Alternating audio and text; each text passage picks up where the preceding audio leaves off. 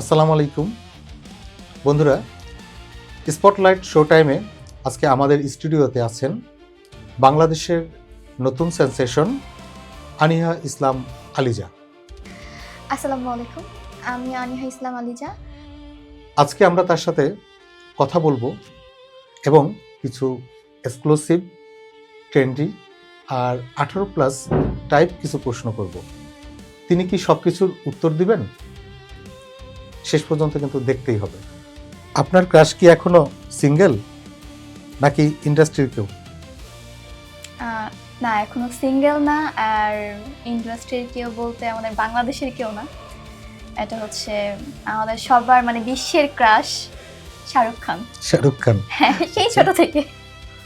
প্রেমের প্রস্তাব অদ্ভুতভাবে কে দিয়েছে? অদ্ভুতভাবে বলতে ওরকম অদ্ভুতভাবে মানে এখন পর্যন্ত আমি পাই নাই। তো পেলে কেমন লাগবে? পেলে তো ভালোই লাগবে, কারণ সবাই একটু চায় ডিফারেন্স কিছু। অন স্ক্রিনে কিস করলে অফ স্ক্রিনে কেমন লাগে? অন স্ক্রিনে যখন এরকম সিন হয় তখন আমি ক্যারেক্টারের মধ্যে থাকি, অন স্ক্রিনে থাকি। আর অফ স্ক্রিন হয়ে গেলে তখন আর ওইটা মানে ইফেক্ট পড়ে না, কারণ অন স্ক্রিন আর অফ স্ক্রিন টোটালি আলাদা। দুইটা জীবন। হ্যাঁ, দুইটা জীবন।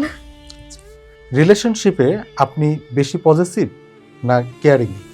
অবভিয়াসলি ক্যারিংয়ে, আচ্ছা, বিকজ অফ কেয়ারিং থাকলে ভালোবাসা তো এমনি চলে আসে।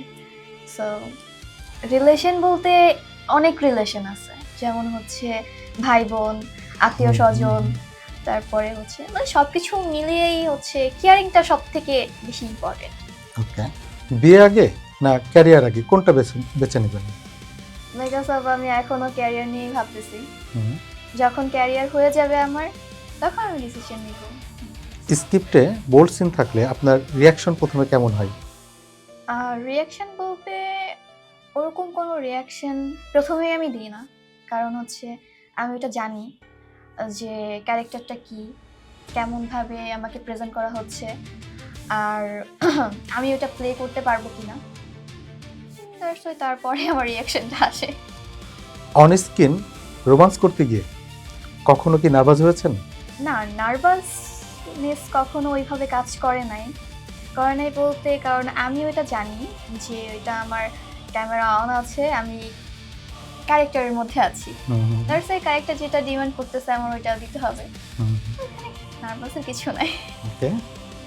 দর্শকরা যদি আপনাকে বোল্ড ট্যাগ দেয়, কি আপনার ভালো লাগে না খারাপ লাগে?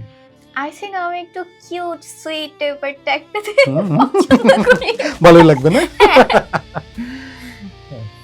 পরিবার কিভাবে নেয় আপনার গ্ল্যামারস ফটোশুটগুলো?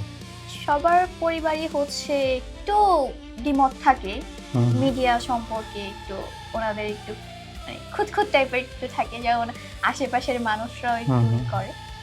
সো হ্যাঁ, আমি আমার ফ্যামিলি থেকে সাপোর্ট পাওয়ার পরই বা হচ্ছে পাচ্ছি বলেই আমি আগাচ্ছি। আপনি কি সীমা নির্ধারণ করে রাখেন বোল্ড কন্টেন্টে? হ্যাঁ, এটা হচ্ছে আমরা যেহেতু বাঙালি, তো আমাদের রুলস থাকে কিছু, সো ওইটাই মেনটেন করে তারপর আমি আমার ক্যারেক্টার চুজ করি। রাত 2টায় কেউ যদি আপনাকে আই মিস ইউ অথবা আই লাভ ইউ মেসেজ দেয়, আপনি কি রিপ্লাই করেন?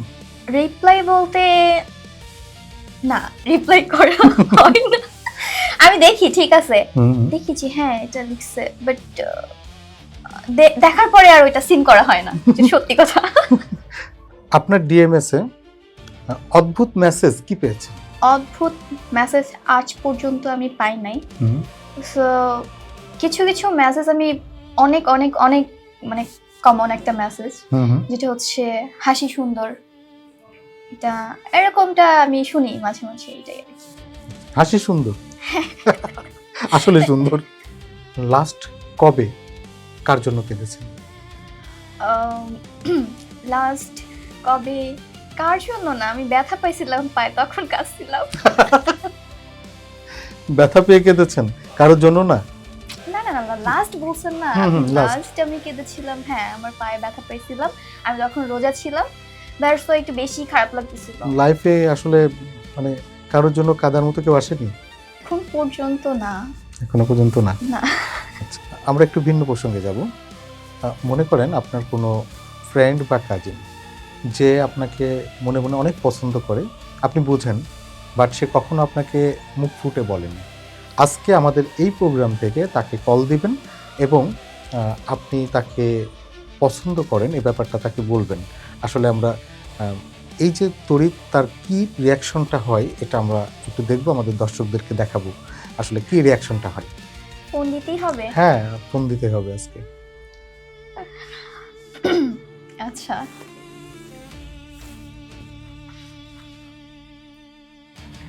জানি না কি রিয়াকশন হবে, বাট দেখা যাক। এই দেখার জন্যই তো প্রোগ্রামটা।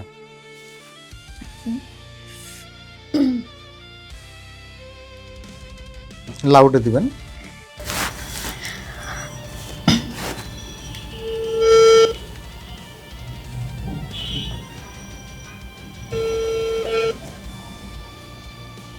হ্যালো। হ্যালো, হ্যাঁ, বল কি অবস্থা? এই তো ভালো আলহামদুলিল্লাহ। কই আছিস তুই? আমি এই তো উত্তরাতে রে, খালাম্মার বাসায়। উত্তরাতে। আচ্ছা শোন, তোর একটা কথা বলবো, বুঝছস? একটা কথা বলছি। হয়েছে কি, অনেক দিন ধরে আমি মানে তুই লক্ষ্য করতেছি তুই আমাকে পছন্দ করিস। আসলে এই কয়দিন ধরে আমি একটা কথা বলবো বলবো ভেবে বলতে পারতেছিলাম না। এটা বলতে চাচ্ছিলাম যে আমিও তোকে পছন্দ করি। এই, ঠিক আছে তো না, মজা নিচ্ছি না। না seriously, I think I like you.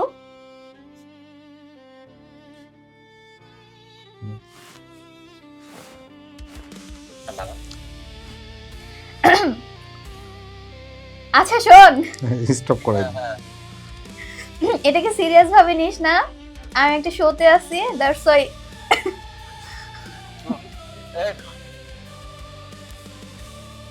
এবার আমরা একটু ভিন্ন ধর্মী একটি বিষয় নিয়ে আপনার কাছে জানতে চাইব। আচ্ছা, আপনি কত মানুষের নাম জানেন? আচ্ছা, আপনি এক নিঃশ্বাসে 12 জন মানুষের নাম বলবেন, মানে খুব অনর্গলভাবে 12 জন মানুষের নাম। আচ্ছা, থামা যাবে না কিন্তু। তানিয়া, বৃষ্টি, সুমাইয়া, লামিয়া, সাকিব, রাকিব, নোমান, তারপরে তারপরে আর পারলেন না। 10টা পেয়েছে, 12টা পারে নাই। তারপরে আল্লাহ, তারপর না, তারপরে হবে না তো, থামা যাবে না তো। অফার ছিল, থামা যাবে না। আচ্ছা, তারপর আমি 10টা পারছি না, 2টা পারি নাই।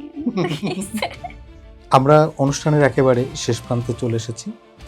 এত ব্যস্ততার মাঝখানে আপনি আমাদেরকে সময় দিয়েছেন, এর জন্য ইনফিনিটি পরিবারের পক্ষ থেকে আপনাকে অসংখ্য অসংখ্য ধন্যবাদ। আমিও ধন্যবাদ জানাচ্ছি আপনাদের ইনফিনিটি টিভিকে, বেসিক্যালি আপনাকে।